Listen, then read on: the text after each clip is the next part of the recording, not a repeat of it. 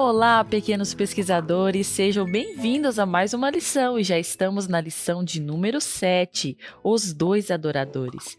Novamente, nós vamos aprender sobre uma história hoje e essa história vai fazer com que a gente reflita sobre muitas de nossas atitudes. Foi assim que Jesus, o maior professor que já existiu, ensinou aquela multidão, ensinou as pessoas que gostavam de ouvi-lo. O verso para memorizar está escrito lá em Lucas, capítulo 18, verso 14. Eu lhes digo que este homem, e não outro, foi para casa justificado diante de Deus. Pois quem se exalta será humilhado, e quem se humilha será exaltado. E o pare e pense: se você tivesse traído uma pessoa a quem amava muito, e mais tarde se arrependesse por ter pisado na bola com ela ou ele, você acha que Deus o perdoaria? Bom, então aqui é uma ótima reflexão, no pare e pense. Então vamos começar a nossa lição. O fariseu. Você já conheceu alguém que se achava melhor do que todo mundo? Sempre tem uma pessoa assim, né? Tais pessoas podem se achar mais espertas do que as outras, mais lindas, mais fortes, mais inteligentes, mais populares. Muitas vezes, esse tipo de gente gosta de se aparecer e de se exibir. Jesus conheceu muitas pessoas que agiam desse modo. Chamavam-se fariseus. Por essa razão, ele contou uma parábola sobre as pessoas que eram orgulhosas e confiavam em sua própria justiça, enquanto desprezavam todo mundo. Aqui nós vamos ter uma continuação sobre o egoísmo, sobre você se exaltar em determinadas situações, ser egoísta. E aqui, na lição do lado direito, está explicando o que é um fariseu. O que significa fariseu? Então, são chamados doutores da lei, os estudiosos da lei judaica, que vivia cercado por regras e mais regras e cerimônias. Hoje a palavra é sinônimo de gente hipócrita e fingida, tipo o santo do Paulo, que parece ser uma coisa, mas no fundo é outra. Os fariseus eram tão exigentes com as regras contra o pecado, mas queriam matar Jesus. Então, resumindo para vocês, fariseu significa ser um crente mentiroso, um crente falso. Sabe uma nota de dinheiro lá de R$ 100 que é falsa? Você consegue comprar alguma coisa com ela?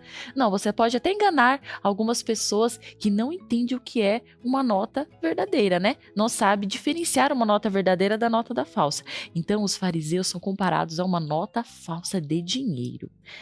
Muito bem, vamos continuar aqui. Hora de pesquisar. Leia a parábola do fariseu e do publicano. Quem eles representam? Então, lá em Lucas, capítulo 18, versos de 9 a 14, nós vamos encontrar a nossa resposta. Lucas, capítulo 18, diz assim: propôs também esta parábola a alguns que confiavam em si mesmos, por se considerarem justos e desprezavam os outros. 2 homens subiram ao templo com o propósito de orar. Um era o fariseu e o outro era quem? O publicano. O fariseu, posto em pé, orava de si para si mesmo dessa forma: ó Deus, graças te dou porque não sou como os demais homens, roubadores, injustos e adúlteros, nem ainda como este publicano. Jejuo 2 vezes por semana e dou o dízimo de tudo quanto ganho.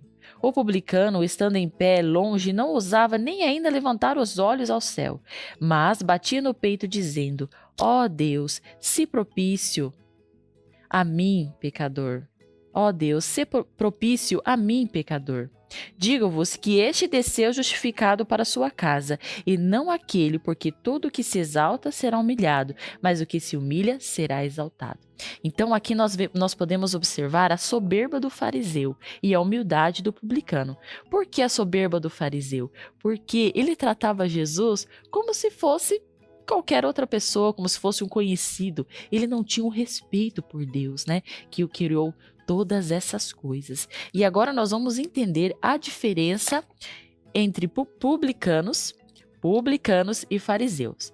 O que significa um publicano? Ser um publicano significa um judeu cobrador de impostos que trabalha que trabalhava para o Império Romano, o poder que havia dominado a Judéia. O publicano ganhava a vida sim, mas era odiado pelos irmãos judeus. Por quê? Pois eles viam como traidoras da pátria judaica as pessoas que se ofereciam para trabalhar como cobrador de impostos. Então, os fariseus, né, que eram crentes do pau oco, crentes notas falsas de dinheiro, e os publicanos, né, que eram cobradores de impostos. Mas aqui, o que Jesus quis ensinar com essa parábola, essa historinha?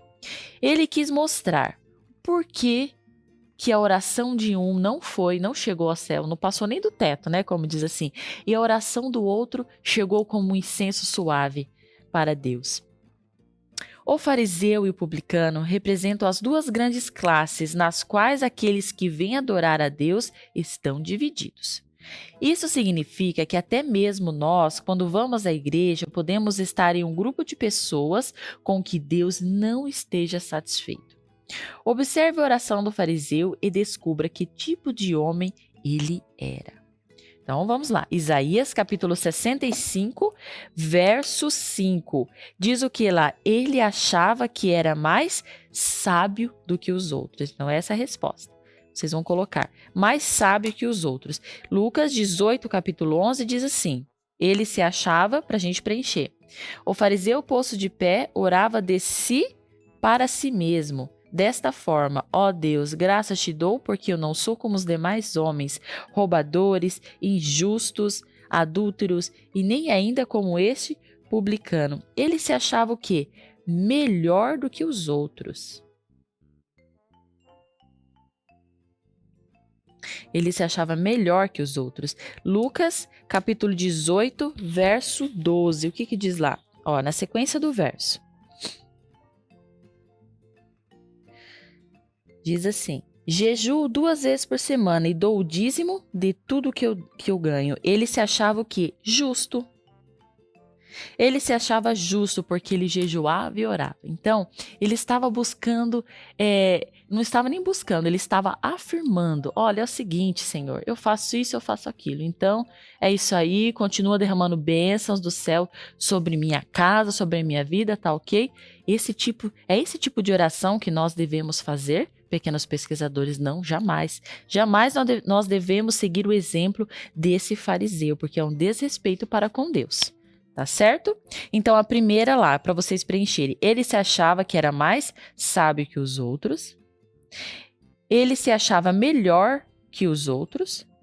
E ele se achava o quê? Justo, porque jejuava e orava. Os fariseus eram um grupo de israelitas cuja religião era composta de regras e cerimônias rígidas. Eram mestres religiosos e líderes espirituais, por isso consideravam-se melhores que os outros judeus. Então, nessa história, o fariseu sobe ao templo para orar, e ele não vai lá porque se considera um pecador e precisa de perdão de Deus, mas porque pensa que é justo e espera receber elogios, louvores de Deus e dos homens. Essa última linha aqui, ela é muito interessante porque ela responde a nossa pergunta. Então vamos lá, ó. 1, 2, a terceira linha. Então, nessa história, o fariseu sobe ao templo e ele não vai lá porque se considera um pecador, mas porque se acha que é justo, né, para receber elogios. Ah, não, porque nós temos regras, nós temos as nossas cerimônias. Tudo bem. Número 2. Que espírito demonstramos quando começamos a acusar e julgar os outros? É um espírito de amor? É um espírito de união? É um espírito de Deus? Não. Aqui, ó, na notinha diz o quê? Significa que você está com o espírito de Satanás. Diz o seguinte, a hipocrisia dos fariseus leva à acusação. Os demais homens são condenados por ele por transgressores da lei de Deus. Assim, ele está manifestando o próprio espírito de Satanás, o acusador dos irmãos. Com esse espírito é impossível entrar em comunhão com Deus. Então, nós sabemos que não existe nenhum justo. Todos que nasceram pecaram. Todos, sem exceção. E nós sabemos que somente pela graça, pequenos pesquisadores, vocês precisam saber disso. O fariseu, ele poderia até conhecer, né? Mas ele não acreditava nisso, porque bastava as regras, bastava as cerimônias, bastava jejuar e dar o dízimo. Para eles era o suficiente isso. Eles não entendiam o que era a graça de Cristo, o que era o poder de Jesus, né? O que era o amor. Então, vocês também têm que aprender. Não existe nenhum homem santo. Por mais que nós obedeçamos todos os 10 mandamentos, nós estamos o quê? Nós vamos para a morte. Né? Se não fosse Jesus morrer lá na cruz, estaríamos todos perdidos. Então, não há nenhum justo, nem o santo nessa terra. Tá certo? Então, que espírito demonstramos quando começamos a acusar, a julgar os outros? O espírito de Satanás, que ele é o acusador. Então, assim terminamos a lição de domingo. Um forte abraço para você e até amanhã. Tchau, tchau.